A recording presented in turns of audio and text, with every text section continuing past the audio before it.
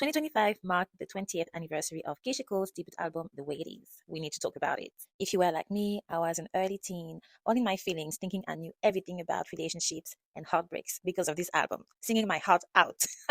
But real talk, this album marked a momentum in Keisha Cole's career and in mainstream R&B, and I don't think Keisha Cole receives the flowers she deserves. And I'm really glad that Usher brought her on stage to let her know how much the public loves her. Come on, let's sing. That's what you do, baby. Come on.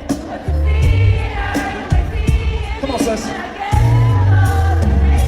Let's go a little bit more in depth and let's study this album. First, this album was huge in terms of representation. It was a symbolic moment. So at first, this is a raw emotional R&B album with songs about love, heartbreak, resilience, and we have breakup anthems. But if you look a bit closer, it represents much more than just personal relationships. It represented a type of girlhood, a type of womanhood that was often forgotten, ignored, or dismissed. Remember Toni Morrison talking about the erasure of the experience of young black girls in popular media? This is exactly this we're talking about. She gave visibility to a profile that is usually neglected. This is the girl, the woman living in tough, hostile areas, the woman who feels left behind, the woman who feels forced to project this very tough exterior in order to protect herself because she feels she has no one else to protect her, the woman who feels that softness and femininity was not affordable for her, that it was a luxury or that it would put her in danger, the woman who, in spite of it all, in spite of this tough exterior, needs to be held, needs to be seen, heard, protected. The woman who is searching for this safe space where she can express this vulnerability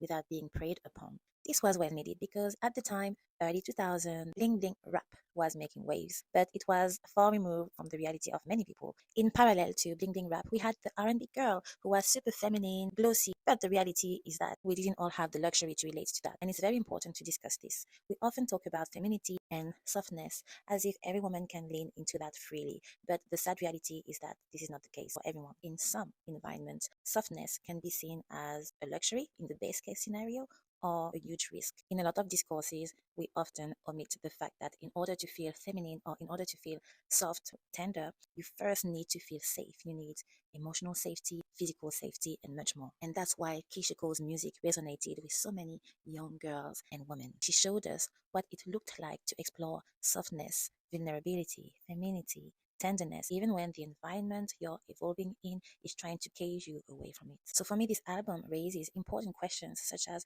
what about the young girls living in tough neighborhoods? What about these young women living in these gritty areas looking for love or looking for a place to be safe? And how do you become a woman who manages to feel safe in her world, safe to engage in relationships, and safe to feel feminine? I already heard your side of the story, hear mine.